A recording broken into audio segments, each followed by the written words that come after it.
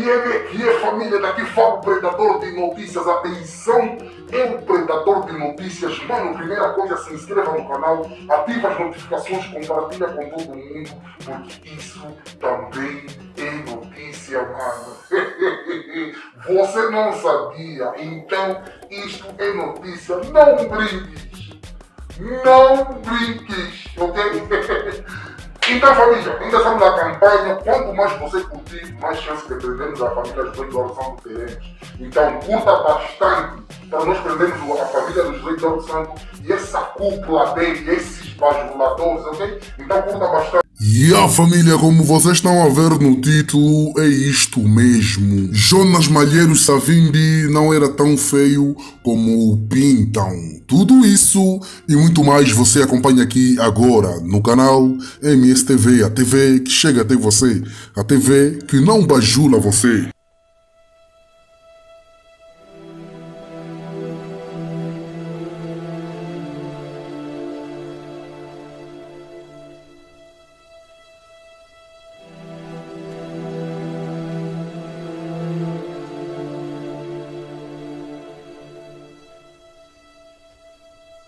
Muitas vezes ao escrever sobre Jonas Savimbi, escreve-se de má fé com o propósito único de beliscar o carismático que foi.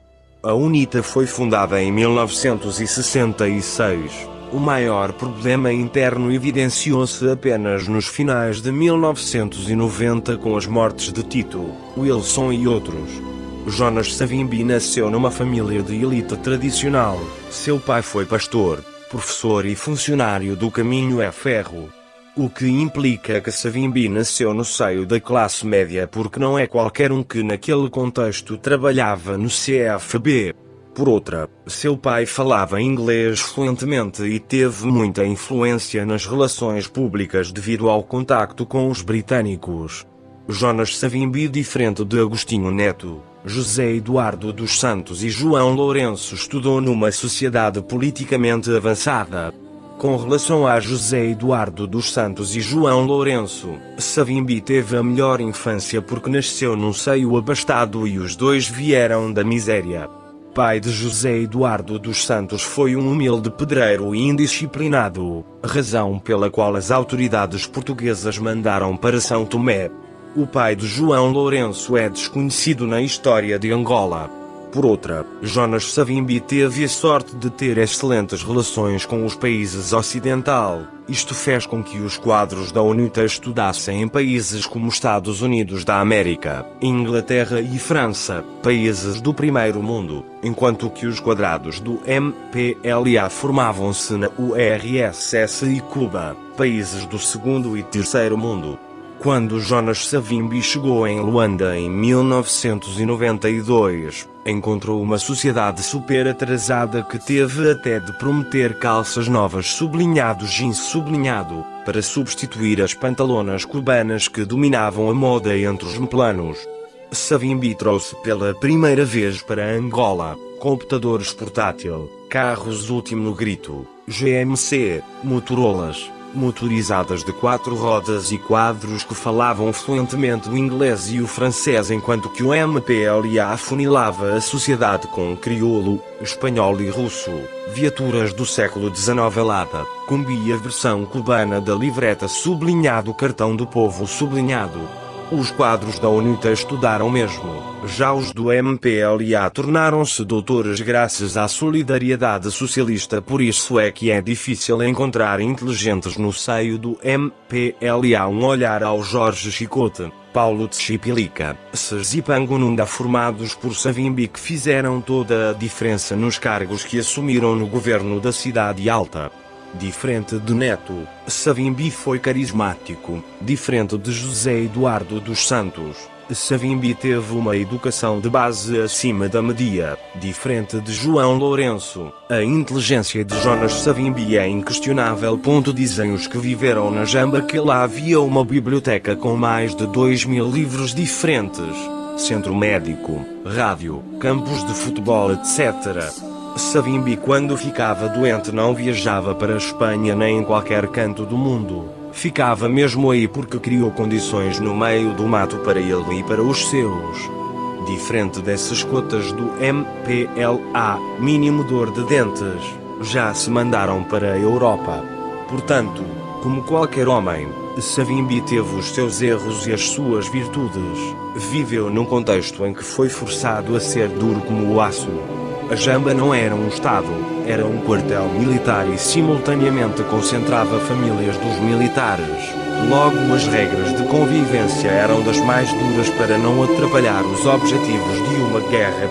O Tito de Xingunji, que até ocupava um lugar privilegiado na estrutura da UNITA a nível internacional, confundiu alhos com bugalhos.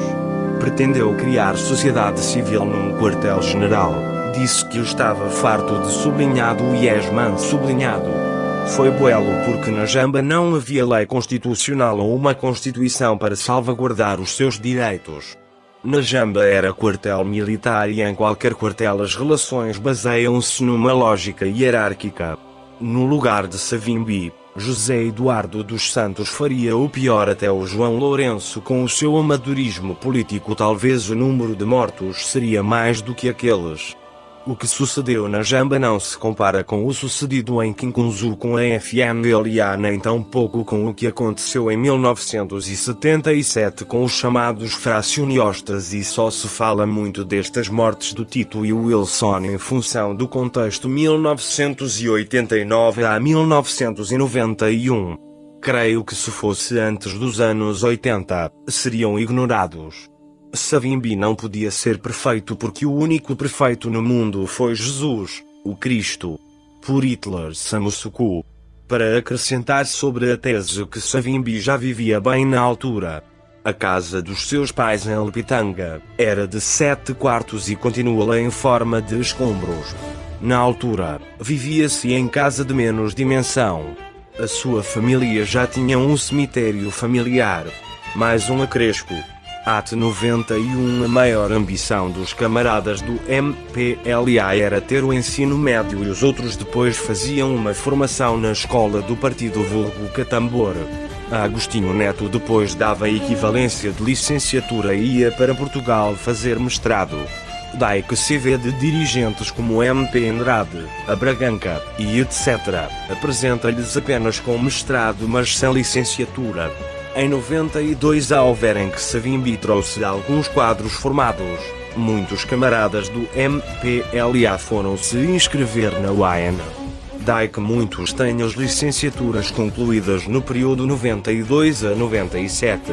Pode-se sim dizer que foi por influência de Jonas que muitos do M decidiram se formar, se não teríamos com os seus médios, e os vulgos cursos de filosofia de 2-3 anos. Feitos na escola do partido, Catambor, que a UAN dava-lhes equivalência de licenciatura.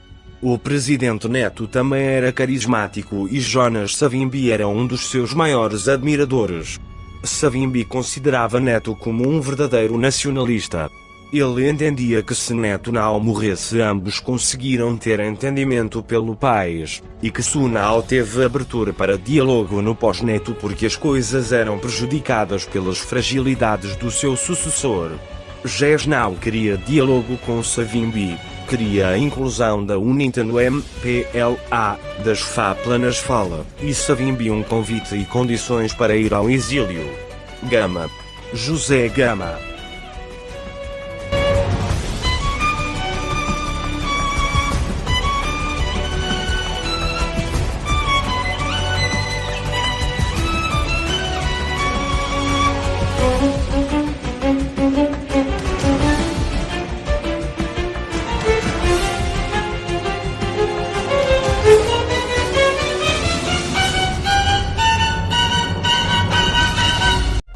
Então, família, o vídeo de hoje foi mais esse. Se você curtiu, então se inscreva já no canal, ativa o sino aqui, ó, ativa o sino, se inscreva no canal e compartilha com todo mundo, porque isso aqui também é notícia, você não sabia, não sabia bater de mim. Então, é notícia, ok? Então, é do Mundieto, é do Mwene, até o próximo vídeo. MSTV, a TV que chega até você, a TV que não bajula.